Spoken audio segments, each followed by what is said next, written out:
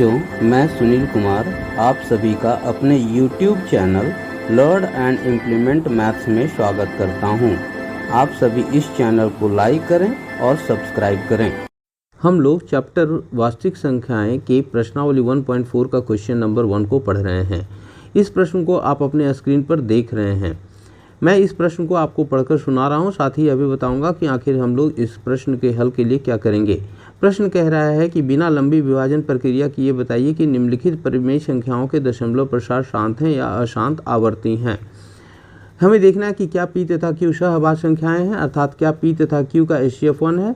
यदि हाँ, तब क्या q का अभाज्य गुणनखंडन 2 to the power n 5 to the power m के रूप का है, जहाँ n तथा m ऋणात्मक पूर्णांक हैं।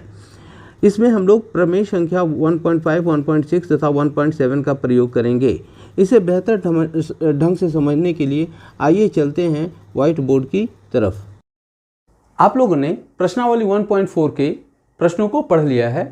प्रश्नावली 1.4 के क्वेश्चन नंबर 1 में कुल कितने प्रश्न हैं? 10 प्रश्न हैं। 10 प्रश्न में से मैं आपको 5 प्रश्न बता रहा हूं, ताकि इसके आधार पर आप बाकी के बचे प्रश्न को हल कर सके। प्रश्न क्या कहता है कि दिए गए परिमेय संख्याओं के दशमलव प्रसार शांत हैं अथवा अशांत आवर्ती हैं। इसके लिए हम लोग क्या प्रयोग करते हैं? परिमेय संख्या 1.5, 1.6 और 1.7। परिमेय 1.5 और 1.6 एक ही चीज कहता है। वह क्या कहता है कि यदि कोई परिमेय संख्या जो p बटा q के रूप का हो, जहां p तथा q सहअभाज्य पूर्णांक हो, q शून्य के बराबर नहीं हो, और यदि q का अभाज्य गुणनखंडन किस रूप में हो? 2 to the power n 5 to the power m के रूप का हो, जहां n तथा m ऋणात्मक पूर्णांक हैं, n तथा m ऋणात्मक पूर्णांक हैं, तब इसका दशमलव प्रसार क्या होगा? शांत होगा। परंतु यदि q का, q मतलब हर का अभाज्य गुणनखंडन यदि 2 to the power n 5 to the power m के रूप का नहीं है, अगर इस रूप का नहीं है, जहां n तथा m क्या है? ऋणात्मक पूर्णांक हैं, तब दशमलव प्रसार कैसा होता है? तब दशमलव प्रसार अशांत आवर्ती होता है।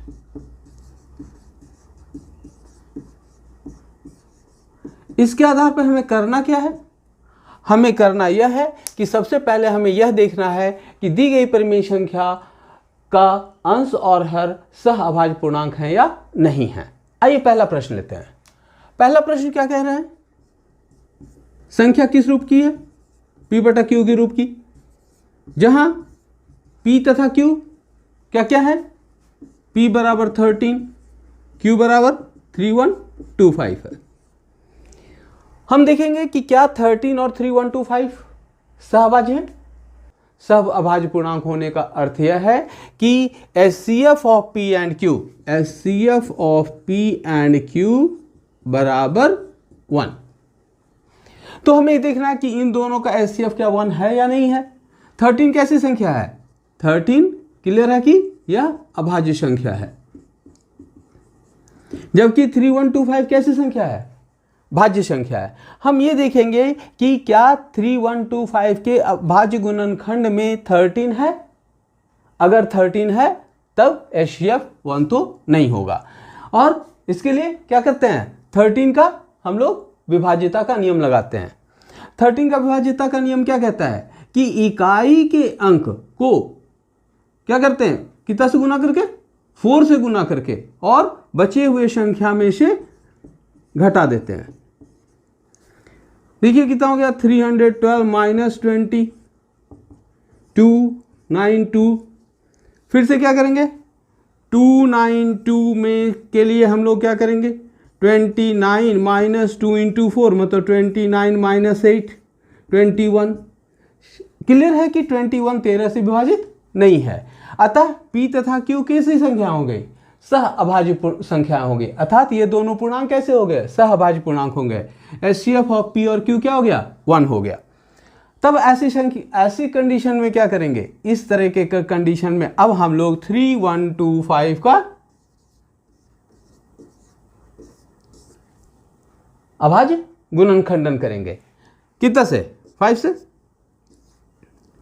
6 25 12 2 5 5 125 5 25 5 5, इसलिए 3125 बराबर हो गया 5 to the power 1 2 3 4 5, 5 to the power 5।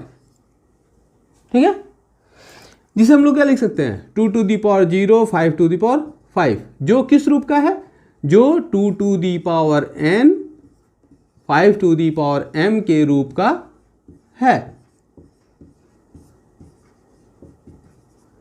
जहां n तथा m क्या है, ऋणोत्तर पूर्णांक है।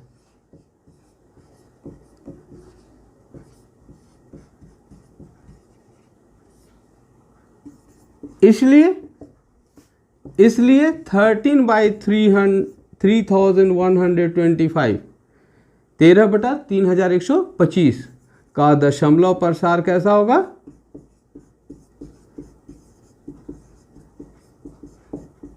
शांत होगा।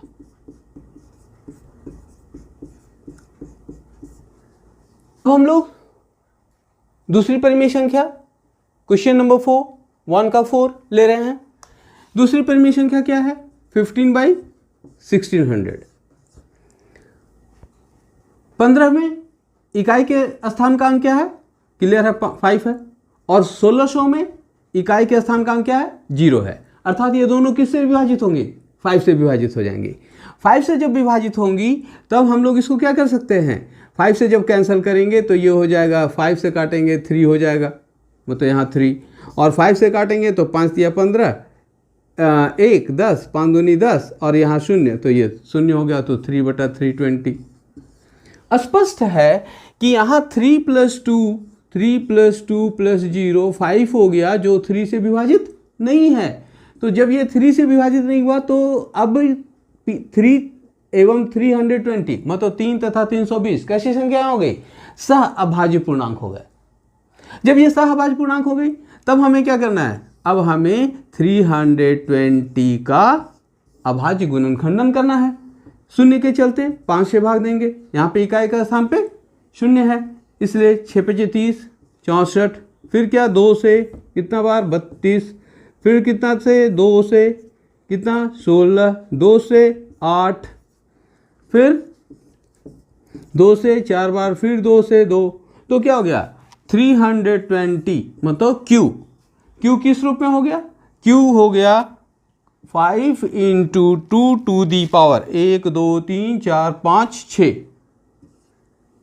ठीक है, तो यह किस रूप का है, अगर इसको आरोही क्रम में से जाए तो 2 टू दी पावर 6 × 5, यह किस रूप का है, स्पष्ट है कि यह 2 to the power n × 5 to the power m के रूप का है, जहां n तथा m क्या है, ऋणोत्तर पूर्णांक है।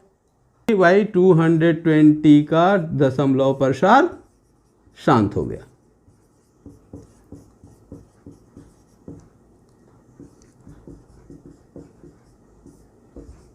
शांत होगा।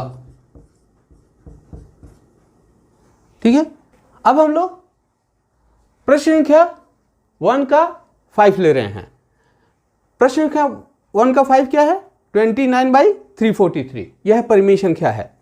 हमें देखना है कि क्या 29 और 343 सह अभाज्य पूर्णांक हैं।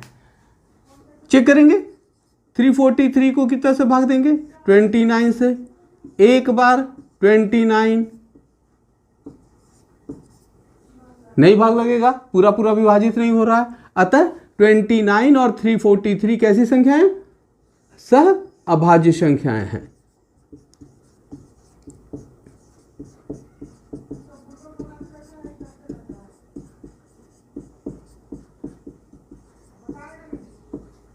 जब ये दोनों सहअभाज्य संख्याएं हैं तब हम लोगों को क्या देखना है कि 343 का अभाज्य गुणनखंड क्या होगा।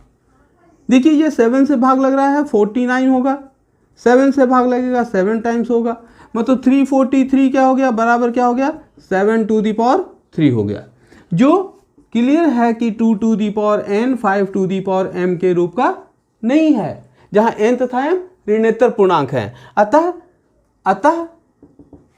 29/343 का दशमलव प्रसार कैसा होगा?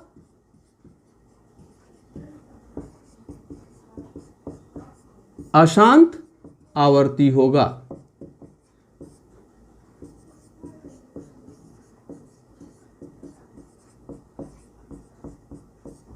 अब हम लोग प्रश्न संख्या 1 का अगला प्रश्न 7 ले रहे हैं। प्रश्न संख्या 1 के 7 में जो परिमेय संख्या दी गई है वह किस रूप की है? 129/2 to the power 2, 5 to the power 7, 7 to the power 5 के रूप की है। जहां पर p क्या है? p का मान कितना? 129 और q का मान कितना? 2 to the power 2, 5 to the power 7, 7 to the power 5। हमें यह देखना है कि क्या p तथा q सह अभाज्य पूर्णांक हैं, अर्थात क्या HCF of p and q 1 के बराबर है? कैसे देखेंगे? 129 का पहले अभाज्य गुणन खंडन करेंगे। देखिए 1 + 2 + 9, 9 2 11 12, 3 से विभाजित हो रहा है तो 3 से विभाजित करेंगे। 43, अब 43 क्या हो गया? एक अभाज्य संख्या हो गई जो ना तो 5 से विभाजित होगी ना तो 7 से विभाजित होगी। अतः p तथा q कैसी संख्या है? सह अभाज्य पूर्णांक हैं। जब ये दोनों सह अभाज्य पूर्णांक हैं और यहां पर q का रूप क्या है? पहले से लिखा हुआ है। यहां में फिर तोड़ के लिखना है क्या? नहीं लिखना है। ये पहले से लिखा हुआ है कि q का रूप 2 to the power 2, 5 to the power 7, 7 to the power 5 के रूप का है, जो किसके बराबर नहीं है? 2 to the power n, 5 to the power m के रूप का नहीं है। और जब यह इस रूप का नहीं है तब क्या होगा? तब 129/2 to the power 2, 5 to the power 7, 7 to the power 5 का दशमलव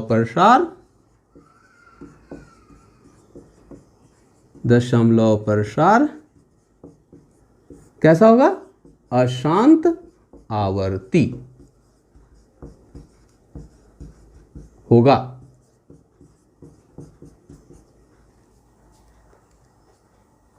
स्पष्ट है ना? अब इसी प्रश्न संख्या का अगला प्रश्न हम लोग 8 को ले रहे हैं। 8 में परिमेय संख्या किस रूप की है? p/q के रूप की है, जहां p किसके बराबर है? 6 और q किसके बराबर है? 15। क्या HCF of p and q 1 है? ये चेक करना है। तो सबसे पहले HCF of p and q को हम चेक करते हैं। तो इसके लिए क्या करेंगे? 6 का अभाज्य गुणनखंड 2 और 3, तो 6 = कितना हो गया? 2 × 3। q बराबर कितना? 15। 15 का अभाज्य गुणनखंड 5 से भाग दिया 3 बार, तो 15 बराबर क्या हो गया? 5 × 3। क्या देख रहे हैं कि HCF ऑफ 6 एंड 15 जो है वो 3 है, जो 1 के बराबर नहीं है। तब क्या करेंगे? तब हम लोग 6/15 को कितना से भाग लगाएंगे? दोनों को 3 से, क्योंकि दोनों में 3 उभयनिष्ठ है, तो 3 से भाग लगा दिया 2/5। तो 6/15 का समतुल्य परिमेय संख्या क्या हो गई? 2/5। और 5 किस रूप की है? तो 5 2 to the power 0, 5 to the power 1 लिख सकते हैं, जो 2 to the power n, 5 to the power m के रूप का है। अतः 6/15 का दशमलव प्रसार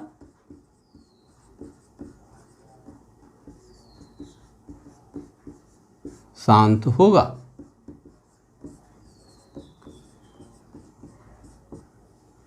उत्तर समझ में आ रहा ना? तरीका भी समझ में आ रहा ना? यह 1 मार्क्स का क्वेश्चन आता है। सिर्फ यह पता करने आता है कि इसका दशमलव प्रसार शांत है अथवा अशांत आवर्ती है। ऐसी संख्याओं में हम लोग क्या कर रहे हैं? सबसे पहले हम लोग यह देख रहे हैं कि क्या p तथा q अभाज्य पूर्णांक हैं। अगर p तथा q अभाज्य पूर्णांक हैं तब हम लोग क्या देखेंगे कि वहां पर q किस रूप का है, 2 to the power n 5 to the power m के रूप का है अथवा नहीं है।